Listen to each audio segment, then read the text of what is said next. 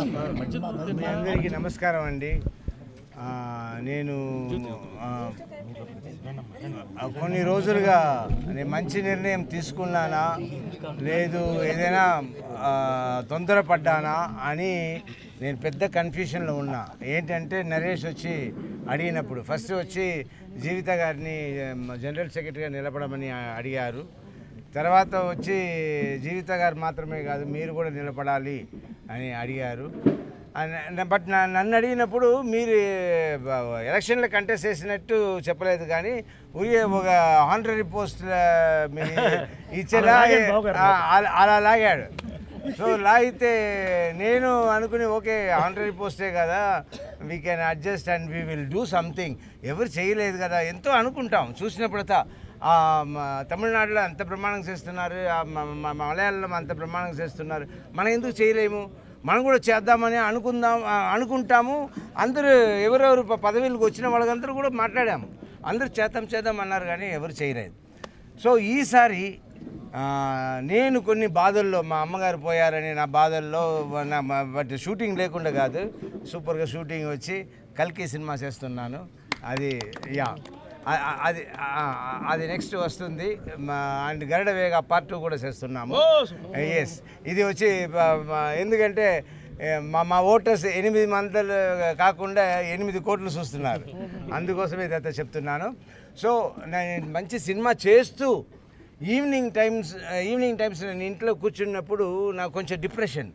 So ఆ డిప్రెషన్తో లేకుండా ఉండాలి, మీరు అందరితో పలకరించాలని నా డాక్టర్ అడ్వైస్ చేస్తే నేను సరే ఏం చేద్దాం, అక్కడ వెళ్దాం ఇక్కడ వెళ్దాం, గేమ్ ఆడదాం, షటిల్ ఆడదాం అని అనుకుంటే అప్పుడు కరెక్ట్గా నరేష్ వచ్చారు.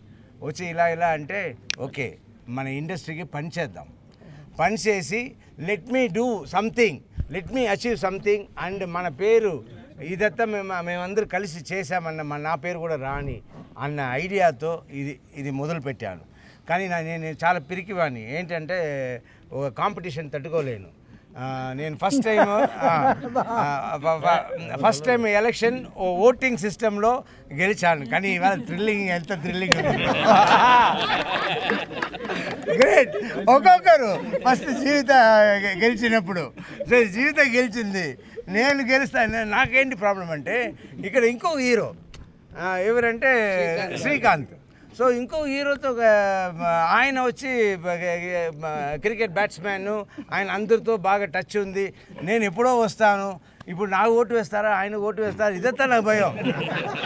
చాలా భయాలు చేసి అది మీరు ఓటింగ్ రూమ్లో జరిగిన ఇదంతా ఉంటుంది, ఆయన పంపిస్తారు చూడండి, సూపర్గా ఉంటుంది. అంత టెన్షన్లో లాస్ట్లో అన్నీ ఓటోటిగా ఒక్కొక్కరుగా గెలిచాం.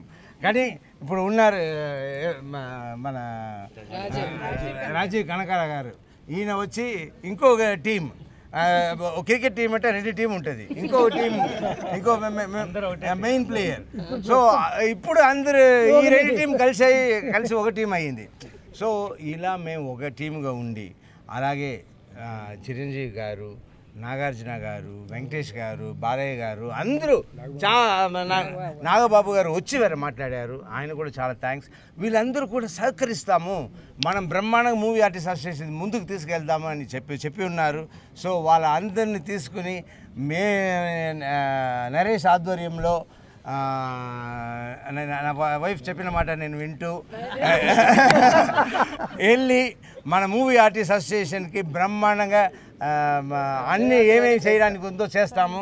అలాగే యంగ్ హీరోస్ ఉన్నారు, శివబాలాజీ గారు, ఇంకా అందరూ ప్రతి ఒక్కరు చాలా పని చేయాలని చాలా ఇదిగా ఉన్నారు, ఈర్షగా ఉన్నారు.